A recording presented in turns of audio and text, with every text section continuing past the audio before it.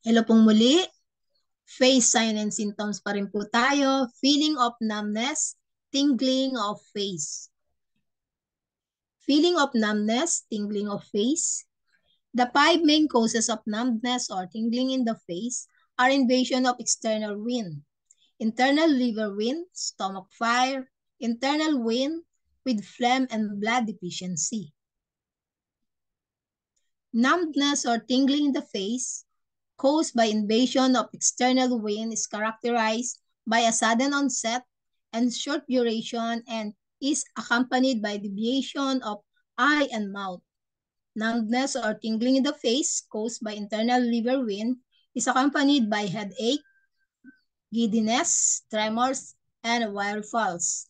Ang pinakang keyword lang po pag nakita natin may wind, basta't yung lahat nagmo-move, yun. May wind po yun, gumagalaw. Yun yung mga tingling, gumagalaw yung mga muscle. Yan. So, numbness or tingling in the face caused by stomach fire is accompanied by intense thirst, epigastric pain, and yellow tongue coating.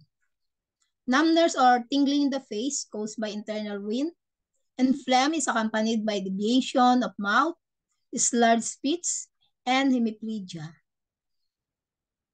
Numbness or tingling in the face caused by blood deficiency is accompanied by a dull pale complexion, blurred vision, dizziness, pale tongue, and a choppy pulse. Summary po natin, feeling of numbness and tingling in the face. So external wind, sudden onset, short duration, deviation of eye and mouth.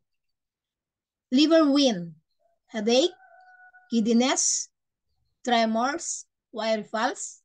Pag stomach fire naman, meron kang intense thirst, epigastric pain, yellow tongue coating. Internal wind with phlegm, yan po yun. Deviation of the mouth, slurred speech, hemiplegia.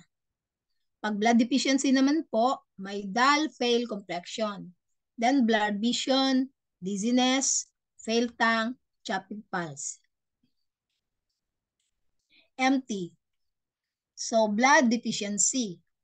Mild numbness of the face, dull face complexion, dull headache, blurred vision, dizziness, pale tongue, choppy or fine pulse.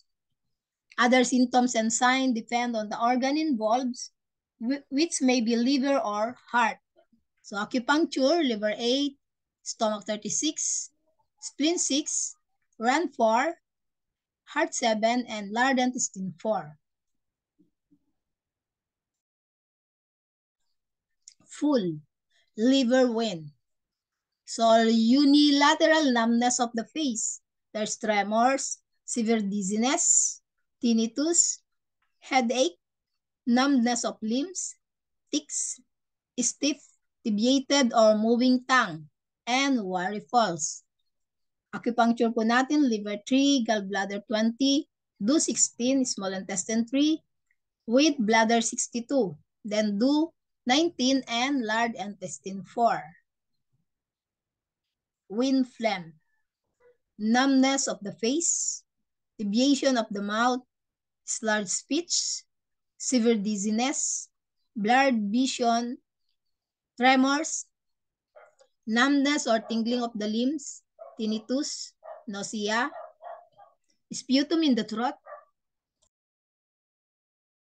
a feeling of oppression of the chest, stiff or deviated and swollen tongue, wiry, slippery pulse.